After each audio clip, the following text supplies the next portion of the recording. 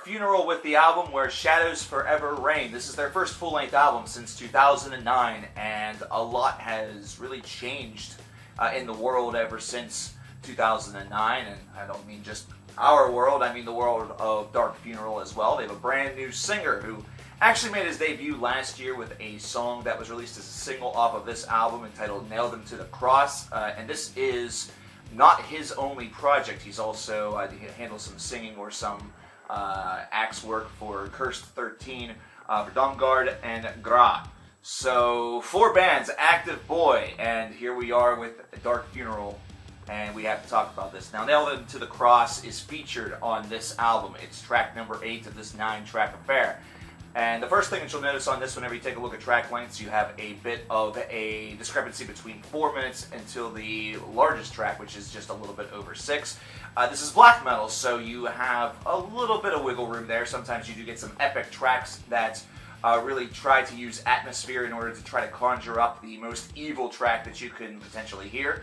Really showcase some of what the band is able to do outside of just making some really good fuzzed out or really good, low-end riffs to accompany very raspy screaming. And this is an album by a band that has a bit of a reputation. They've been known as one of the real granddaddies, the forefathers, and one of the real practitioners of the genre that have done it very well throughout the years. So, Unchained My Soul, which is track number 1 off of this affair, it almost seems a little bit strange.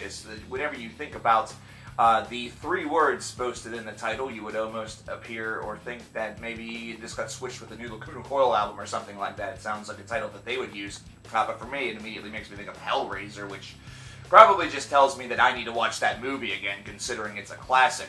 But this is pretty well handled. It's a 5.5 nearly minute opener that just is able to really sort of usher you back into Dark Funeral's brand of black metal. It's one that's in this new age definitely doesn't feel like it has the same bite as perhaps it did 15 years ago, but it's because this is a genre of music or a subgenre of metal that has a bit of parody that's behind it. So to make yourselves clearly identifiable, you have to have tight-knit songwriting. You have to be able to really get the listener from point A to point B and make it interesting. Make this ride interesting along the way, and definitely make it sound like you are the part of some sort of savage ritual, which they're able to accomplish with this opening cut, moving into As One We Shall Conquer, which definitely has that sort of warlike feeling to it.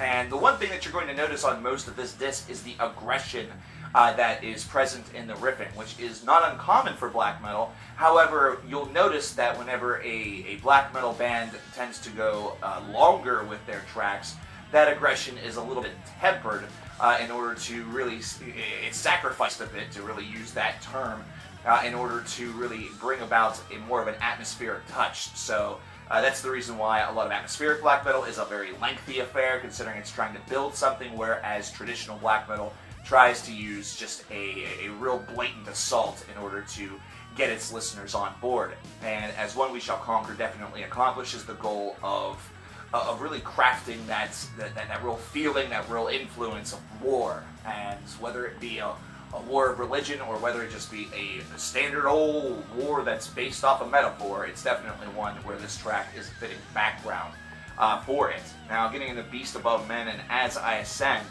that's where the album starts to open up a little bit, especially with As I Ascend, considering this track is the longest on the disc. It is the one that's nearly 6.5 minutes, and it does feature a little bit more of that atmosphere. It does feature a little bit more of that expansiveness of the composition, which is something that I always find very interesting, because it's something where if you waste that time, then you really waste a large moment on your album, something that's extremely important. And the band doesn't do that with As I Ascend. They instead are able to use that time to craft something that slowly builds, and then whenever it finally does explode, whenever it does finally hit that top point, it's one that is just an aural assault, and that's what you want, and that's what they were able to do.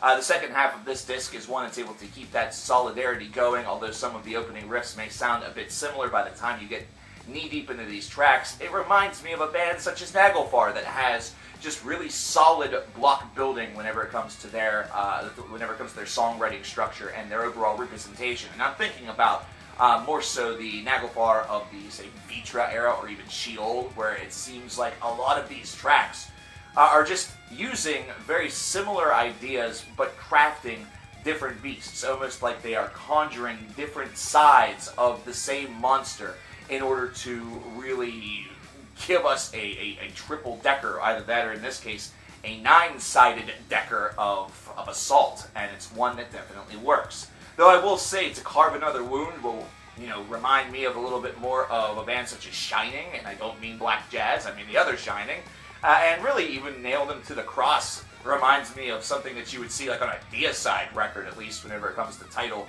However, I think Dark Funeral at this point is handling this a little bit better than Deicide is handling their business, because Deicide's last couple of albums have been kind of rocky waters, but Nail Them to the Cross, which some people found to be a bit derivative, is a track that has a lot of energy behind it, and that energy is one that gives it a little bit of charm, but it also is one that gives it that power that it really is trying to command from a listener.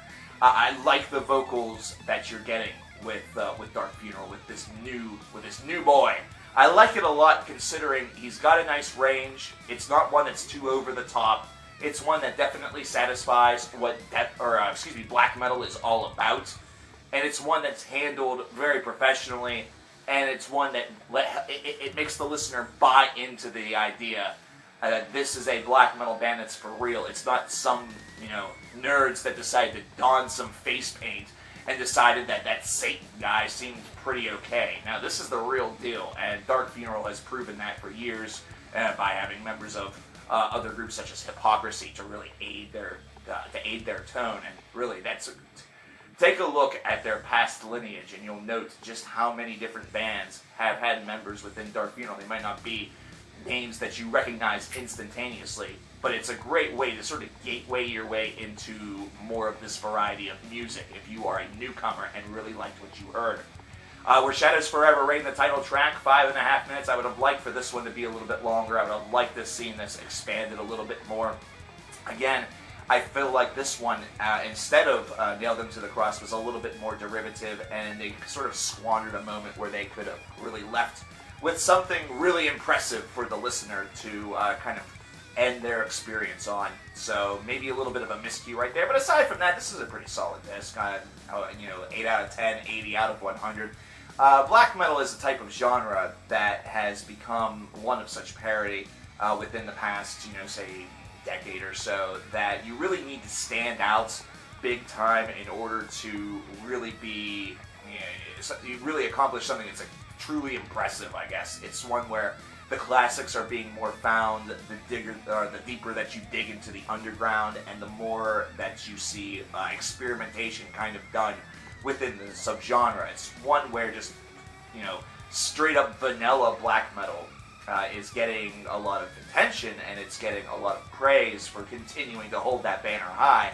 But it's something where, in order to really stand out, you have to do a lot. And I feel that Dark Funeral did some things here that were extremely positive, but Dark Funeral is also a band that needs not to impress anybody, considering Dark Funeral is already considered to be in high regard within the community.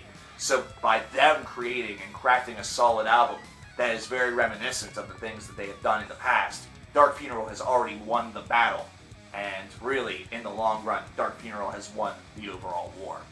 But I want to know what you guys think about this album. What do you think about Where Shadows Forever Reign by Dark Funeral? Let me know in the comments below. My name is coverkillernation, and I will talk to you guys after I view the first two Hellraisers, because any of them after that are kind of hit and miss, and I have other things to do. But those two movies are definitely worth it. Check this album out if you get the chance. Take care.